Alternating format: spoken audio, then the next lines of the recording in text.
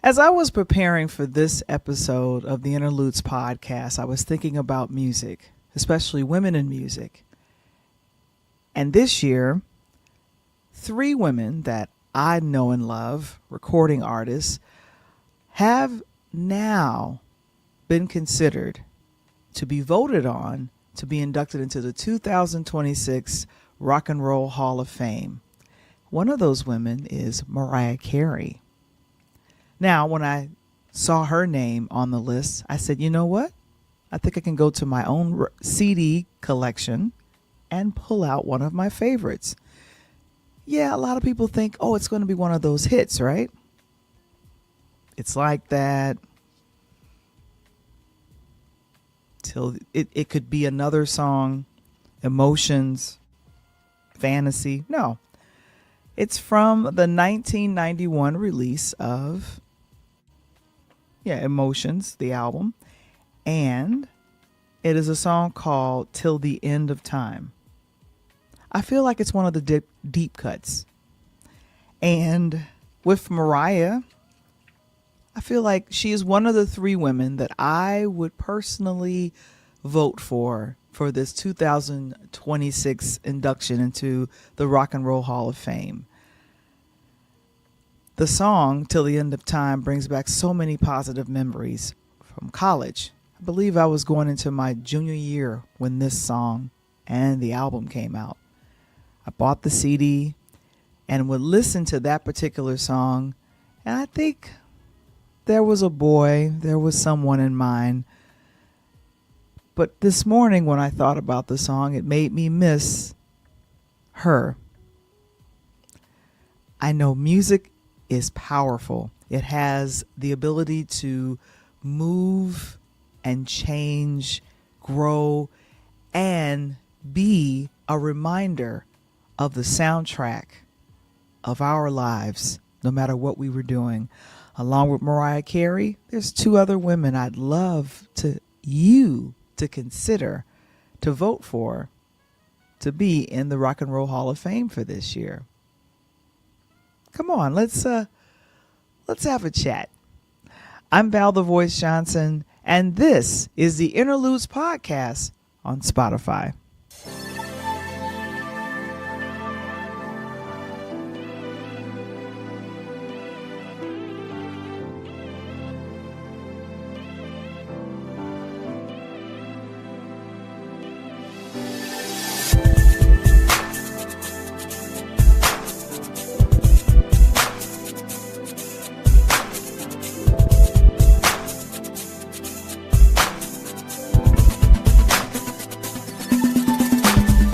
The Interludes Podcast, a Pure Lighthouse production. This episode is brought to you by PureLighthouseMedia.com, home to the book, A DJ Saved My Life, where the ABCs of podcasting and the personal memoir come together perfectly.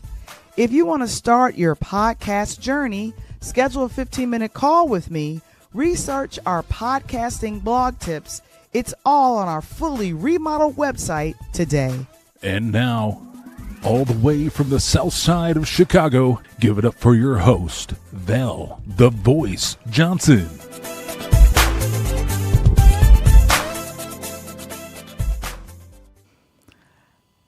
(2026). The Rock and Roll Hall of Fame now has a list of inductees that people like you and me can vote on. I forget exactly when the voting is over, but for right now, you can go to the website and see all of the wonderful choices that they have. And I want to take this time to petition for 3 women in particular: Sade, Mariah Carey, and Lauryn Hill. Now, let's see. I was thinking it's Women's History Month, so I'm going to focus on the women inductees, the ones that are on the list. And I've already done my vote. I probably can do another vote too. I think you get up to like 3 or 4 votes. I'm not sure. Sade, Stronger Than Pride. I remember this coming out in 88, I believe. And I remember getting this on cassette as well as record. See, that's Sade Adu. That was the band, her and 3 other members. And let's see, if we were to think of some of her big hits, some that come to mind, not from this particular CD, would be Smooth Operator. It would also be Is It a Crime? Oh, I love that one. Then there is Sweetest Taboo. What else was on here? Nothing Can Come Between Us. I love her harmonizing with her male background vocals. He was really good. And what's another one? The Sweetest Taboo. And then, of course, my other personal favorite, Cherish the Day. One of her songs, No Ordinary Love, was one of those songs that was used for weddings. It sounded a little stalkery, but we loved it. It was Sade. And here's the thing about Sade. Always smooth, always classy. She could go away for years, come back, and we fall all back in love with her. In fact, I got a friend of mine who loved Sade. I think he would close out his shows with a Sade track. And he would always grab one of those deep songs that wasn't necessarily a single, but he loved him some Sade. And here's the thing. Sade had a way of putting you in the mood.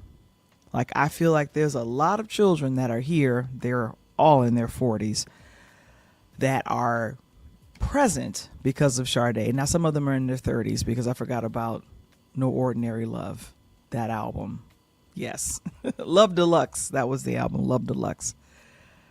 So I am petitioning for Sade, and I think you should consider her for the 2026 Rock and Roll Hall of Fame.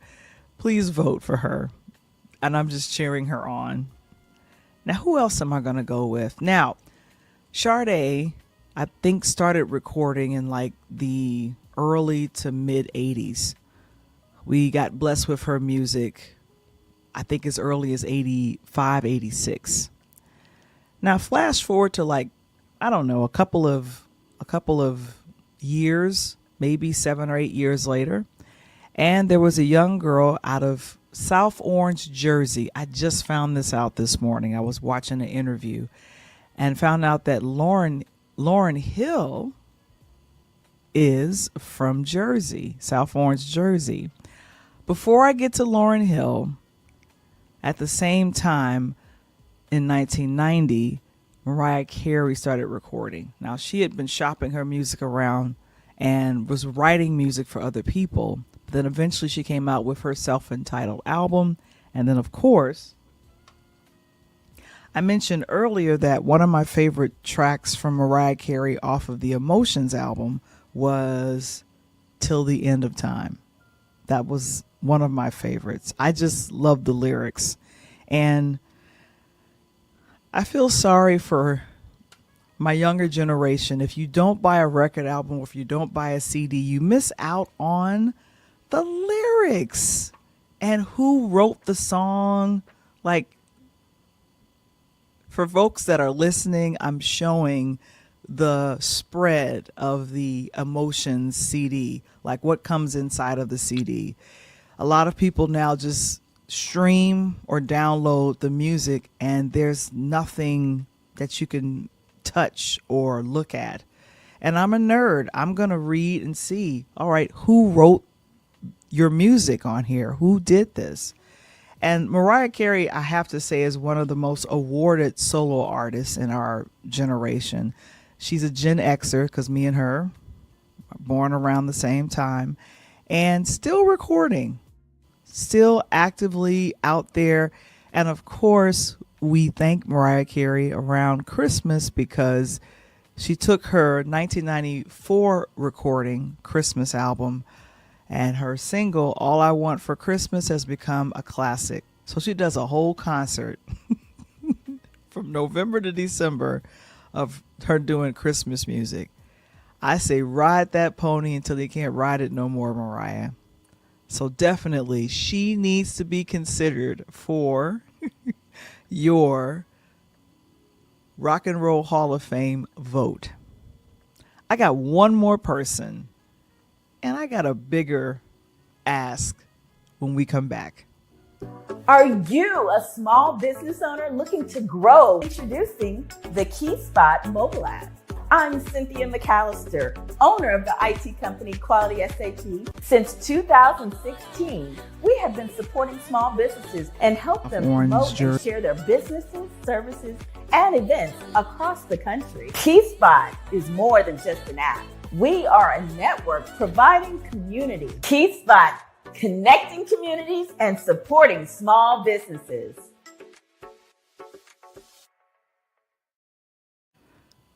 Welcome back. All right. We got 2 votes. Sade and Mariah Carey. I introduced those 2. I'm really going to make a case for this young lady, Lauryn Hill. And I just found out she's from South Orange, Jersey. I totally forgot about that. And I found out that she was going on auditions and she recorded music for the Sister Act soundtrack, but she auditioned for that role and got it. And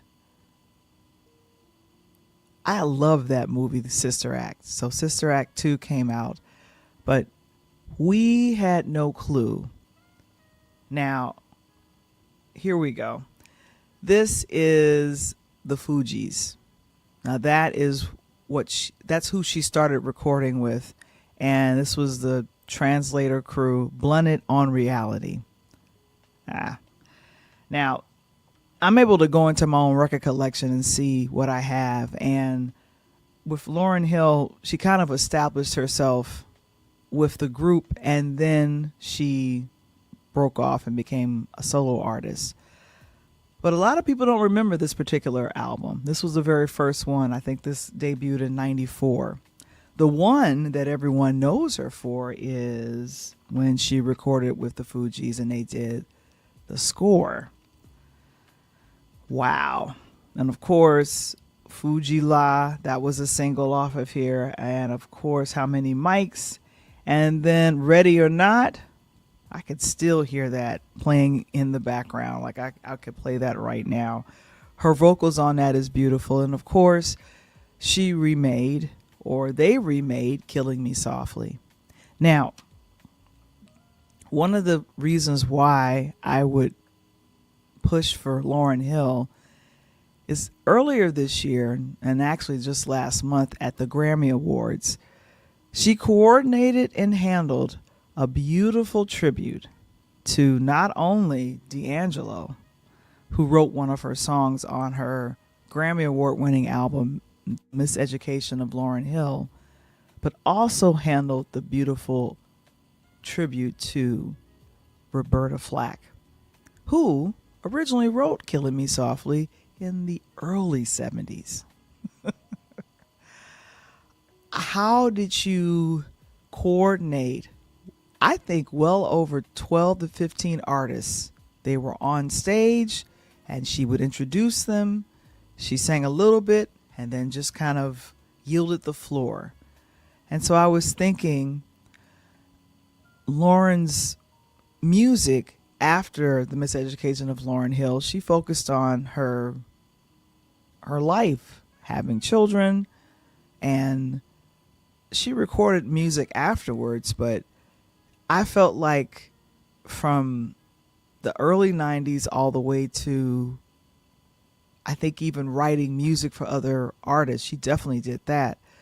Lauryn decided, I'm going to take back control of my life and I'm going to call the shots. I'm going to own my music.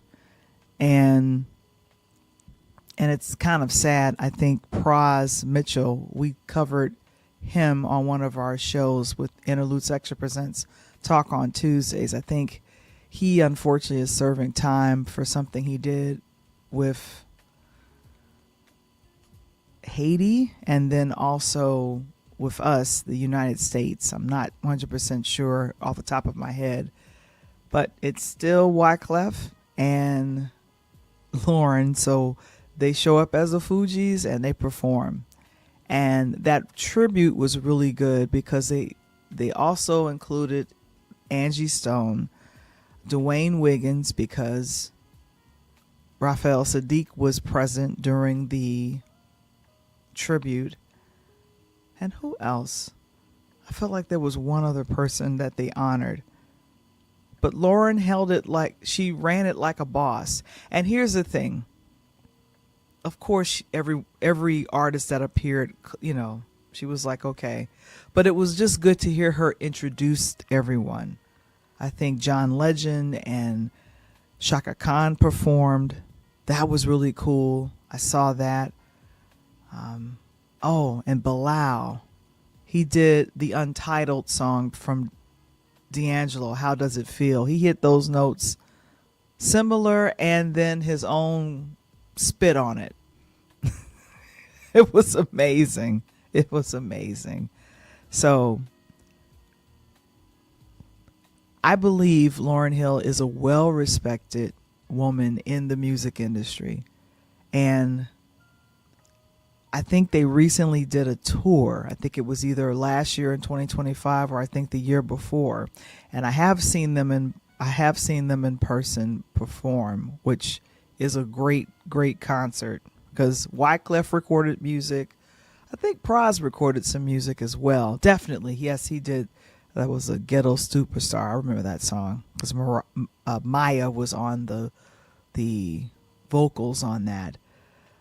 But Lauryn should definitely be considered for the 2026 Rock and Roll Hall of Fame. I think she should be in the Hall of Fame. I'm glad her name came up. I'm glad we're voting on her, along with Sade and along with Mariah Carey. Now I'll probably come up with some more. And here's the thing. I'd love for you guys to check out, because this is where the idea for this podcast came from. During my live show with Talk on Tuesdays, I mentioned about the 2026 Rock and Roll Hall of Fame. Check it out here.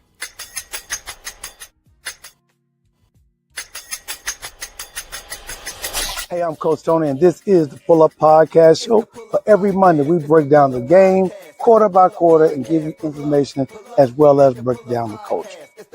Join us on the Pull Up Podcast show. Pull up, pull up. It's the Pull Up Podcast. It's the Pull Up Podcast. It's the Pull Up Podcast. Pull up, pull up. Bounce the boys and Coach Tony, you know. It's the Pull Up Podcast show.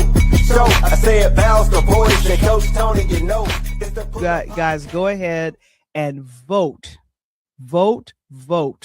Wait a minute, Dave, you're voting for Cher? What in the world? Coach, who you voting for the Rock and Roll Hall of Fame, man? Who you voting for? I'm with Dave. I'm going to vote for fine-ass Cher. She's not on the ballot. I don't think she's on the ballot. I don't care. 70-something years old with a 39-year-old boyfriend. Cher got all my votes. They say her mama fine too at like 89. And then Kevin said, I think Phil Collins needs to be in the Hall of Fame. I can feel calling in the air of the night. You are so corny, Kevin. I love it. Let me tell you something, Kevin. I don't mean to date myself, but I got a chance to see him with Genesis and Sting back in the 80s. You saw them? Yep, saw them at Poplar Creek in Chicago. Remember Poplar Creek? Is wonderful. Yeah, that was a hell of a concert. That was way back in the day when he actually pulled the guy on stage and sang Into the Air, the true story about losing his cousin and what the guy did to him. The guy came up on the stage and sang to him, had no idea what he's talking about. The dude started crying and he told the story. He had to follow along. It was pretty amazing. Mm-hmm. So I've placed it in the chat, Coach, that you can go and vote for who you want. And I love that they have the fan vote. So I have that it is vote.rockhall.com. You guys can go ahead and get it out. And then Kevin gave you a compliment. He said, nice, Coach. That must have been a fun concert. Oh yeah. Yeah. That's when, as I tell the kids, that's when bands really played music. Oh boy. If you are a fan like I am when it comes to music, I think we should take advantage and vote in the 2026 Rock and Roll Hall of Fame. As I said, I think we need to have fun with it. And of course, hopefully I gave a really good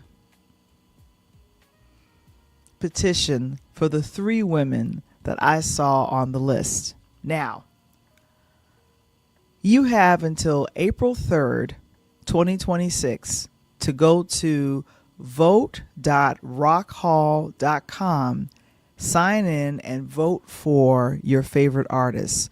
Right now, at the very beginning of March, who is leading is Phil Collins. I love Phil Collins.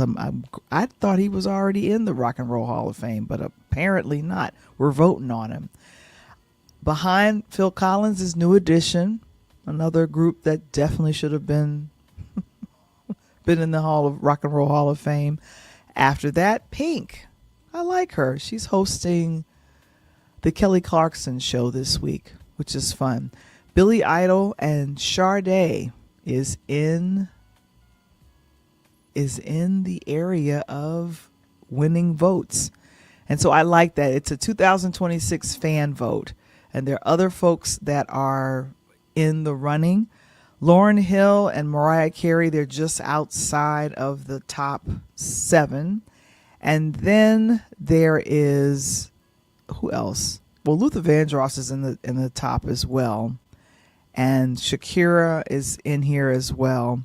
And this is interesting. Phil Collins has over 240,000 votes at the beginning of the month of March. So I'm curious to know what those final votes are going to look like in about a month from now when things close. So Sade, Mariah Carey, and Lauryn Hill. I'm petitioning for you to go to vote.rockhall.com and vote for these phenomenal women. And, if you're thinking, I'm going to go with other people, just take advantage of the opportunity to vote. Your voice matters. Do I sound like a PSA? I know I do. And because of copyright reasons, I cannot play the soundtrack of Love Jones. You see this? I cannot play The Sweetest, one of my favorites from Lauryn Hill. I cannot play Till the End of Time, the song that I talked to you about at the beginning of this podcast from Mariah Carey. Just go and listen to it, or what we do we go and we stream it. And then Sade. When I looked at my collection, with the exception of the very first album, I have everything she's recorded. I have everything Sade has recorded. Even a couple of maxi singles. Like I have a extended version of Cherish the Day with like 4 or 5 versions. I love it. So if you love music as much as I do, let's all come together and let's talk about it. Let me know in the comments who is your favorite artist, and are they on the ballot for the 2026 Rock and Roll Hall of Fame. This has been a fun episode, and I hope you guys had a blast kind of reminiscing in the back of your head to some of the music that I referenced. And so I'm grateful that you joined me on this edition of the Interludes Podcast. And for now, I'm Val the Voice Johnson signing off. This is the Interludes Podcast on Spotify. The Interludes Podcast, we have a new episode that's coming out, and it's all about Jesse Jackson. Yes, I Am Somebody, the legacy of Reverend Jesse Jackson. And the QR code, and go ahead and listen to or watch on Spotify. And of course, I shared my appreciation about the civil rights icon. The last of his honored things are happening in South Carolina and DC this week. And then they wrap everything up this weekend with the people's funeral. That's going to be on Friday at Operation Rainbow Push. And then they have a private ceremony, I think, on Saturday. And I want to shout out Nashville, because you missed it. Nashville, Tennessee. Hey, I appreciate it. Big ups for the Rev. They shut the city down last weekend from Clarksville Pike down towards Tennessee State University. And they marched and to celebrate the celebration of Dr. Jackson and what he did for Tennessee and Nashville. So you missed it, Val. I meant to get some pictures for you, but it was a great celebration. Do you have pictures? Because I could put it on the gram for you. Yeah, I'll get you some, but Nashville showed up. They did a very good job, and appreciate the city did a very good job of making sure that we don't forget another one of our kings. Not king, but one of our kings. Kings, that's right.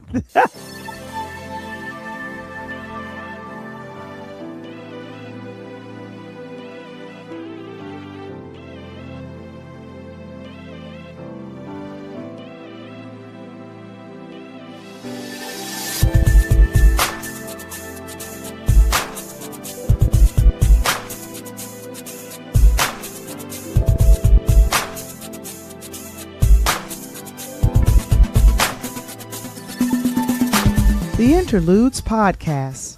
Original concept by Valerie Johnson. Sports segments for Talk on Tuesdays, produced by Coach Tony Thompson. Original intro and outro music produced by Kendall Nesbitt. The Interludes Podcast, a pure Lighthouse production. This episode is brought to you by our brand new website, PureLighthouseMedia.com, the official home of A DJ Saved My Life, where the ABCs of podcasting meet personal transformation. And now available in print. Order your signed copy today and discover how finding your voice can change your life. Are you a business or entrepreneur looking to promote your work through a dynamic podcasting platform? Partner with us through sponsorship and marketing opportunities. Your message belongs in front of our audience. Got that $1 million podcast idea, but don't know where to start? Whether you need a coach, a guide, or a full-on producer, I'm here to walk you through the process and bring your podcast vision to life. Visit PureLighthouseMedia.com today to get your book, book your consultation, or connect with us about sponsorship. Let's grow together.